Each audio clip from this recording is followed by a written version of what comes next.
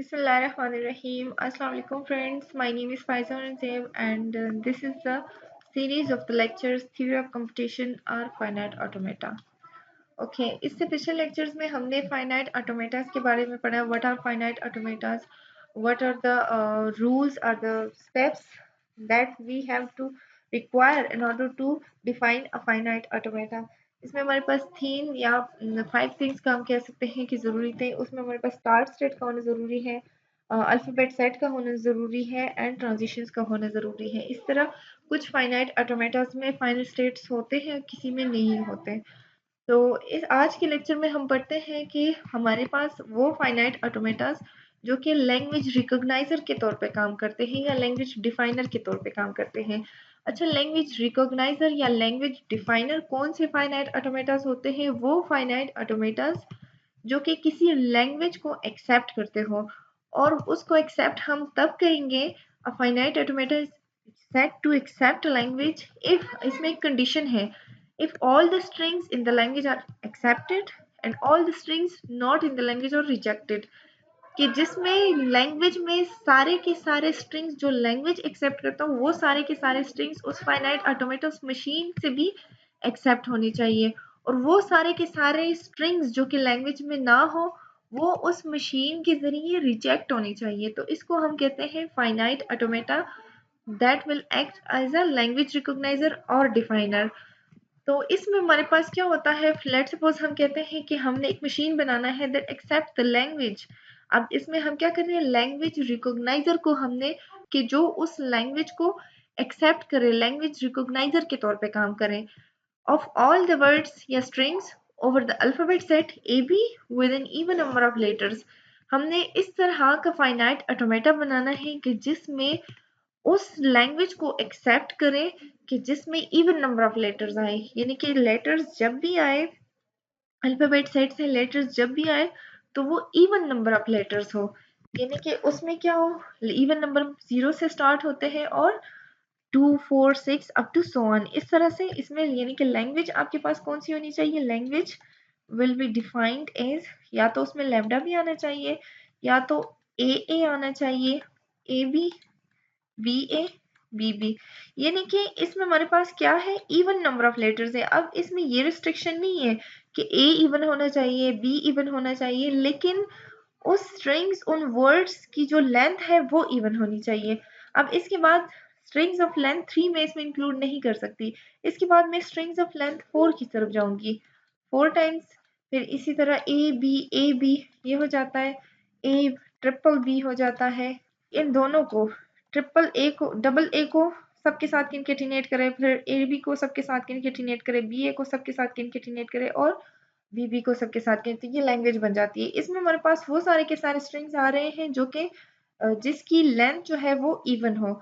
तो अब इसको बनाने का तरीका क्या है, हम इसमें क्या करते हैं, फाइनाइट ऑटोमेटा में हमने पढ़ा था कि हमारे पास एक स्टार्ट स्टेट होता है. सबसे पहले हम क्या करते हैं, स्मॉलेस्ट जो स्ट्रिंग होते हैं उसको एक्सेप्ट करवाने की, उस फाइनाइट ऑटोमेटा के जरिए उसको एक्सेप्ट करवाने की कोशिश करते हैं. तो अगर लैम्डा है तो इसमें हम क्या कर सकते हैं, हम यहाँ पे स्टार्ट स्टेट भी रख देते हैं और फाइनल स्टेट भी, दोनों हम रख देते हैं और इसको कोई ना कोई नाम दे देते हैं. लेट्स सपोज मैंने 1 नाम दिया है, तो इसके जरिए अब मैं क्या कर सकती हूँ, लैम्डा को एक्सेप्ट कर सकती हूँ.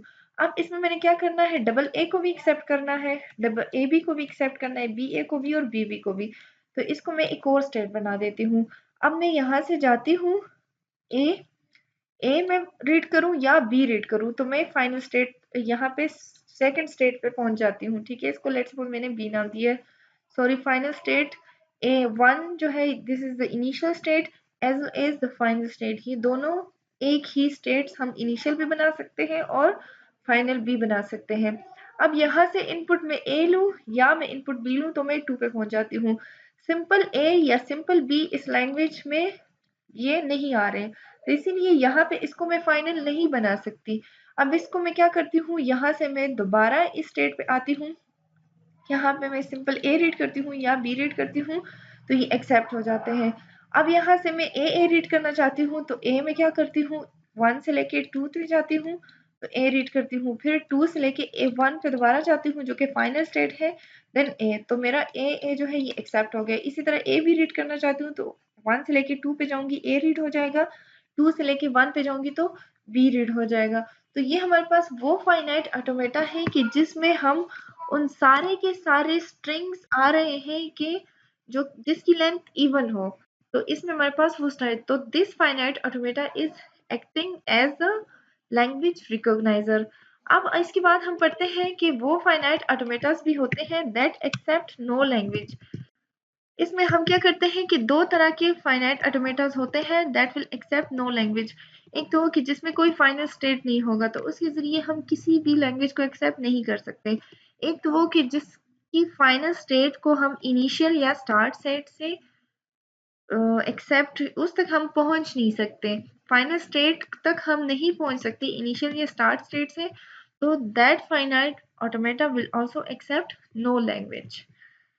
तो इसमें हम क्या करते हैं, लेट्स सपोज इस फर्स्ट टाइप की तरफ आते हैं। फर्स्ट टाइप में क्या होता है, लेट्स सपोज हमारे पास एक फाइनाइट ऑटोमेटा है। वो फाइनाइट ऑटोमेटा किस तरह से है, लेट्स सपोज हमारे पास ये स्टार्ट स्टेट है जिसको हम नेगेटिव से रिप्रेजेंट करते हैं, और ये हमारे पास लेट्स सपोज हम यहाँ पे लूप लगा देते हैं ए बी रीड स्टार्ट। अब यहाँ से यहाँ पे हम आते हैं, ए को बी रीड करें या बी को रीड करें। अब इस फाइनाइट ऑटोमेटा में कोई फाइनल स्टेट नहीं है, तो ये फाइनाइट ऑटोमेटा तो है क्योंकि हमने इसकी डेफिनेशन में पढ़ा था कि that will have some final states, और सम में हम कहते हैं मे और मे नॉट, हो भी सकते हैं या नहीं भी हो सकते फाइनल स्टेट्स। तो ये फाइनाइट ऑटोमेटा तो है, but this finite automata is accepting no language, यहाँ से कोई लैंग्वेज एक्सेप्ट नहीं हो रही। अच्छा, अब इसके बाद ये सेकंड पे होते हैं finite final states can't be reached from the initial और स्टार्ट स्टेट।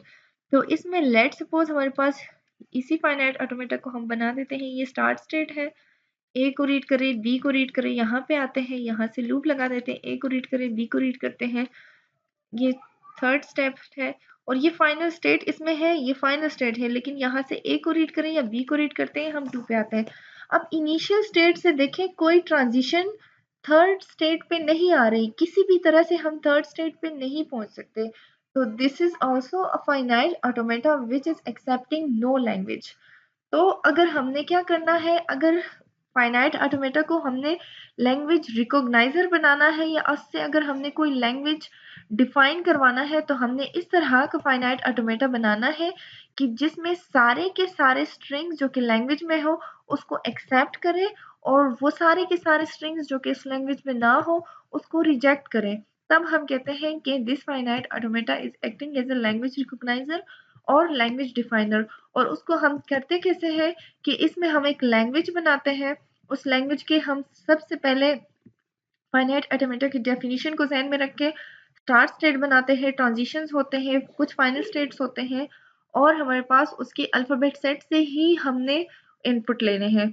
तो इसी तरह बिल्कुल स्मॉलेस्ट स्ट्रिंग से स्टार्ट करें और अप टू सो ऑन आप जाते जाएं, तो उसको आप लैंग्वेज रिकॉग्नाइजर बना देते हो। तो आज के लिए इतना ही। इंशाल्लाह नेक्स्ट लेक्चर में हम फाइनाइट ऑटोमेटास कुछ बनाएंगे जिसमें हम प्रैक्टिस करेंगे कि किस तरह से हम कोई रेगुलर एक्सप्रेशन से फाइनाइट ऑटोमेटा बनाते हैं। तो thank you so much for now. Stay tuned. Don't forget to subscribe the channel and like the video. Thank you so much for watching. Allah Hafiz.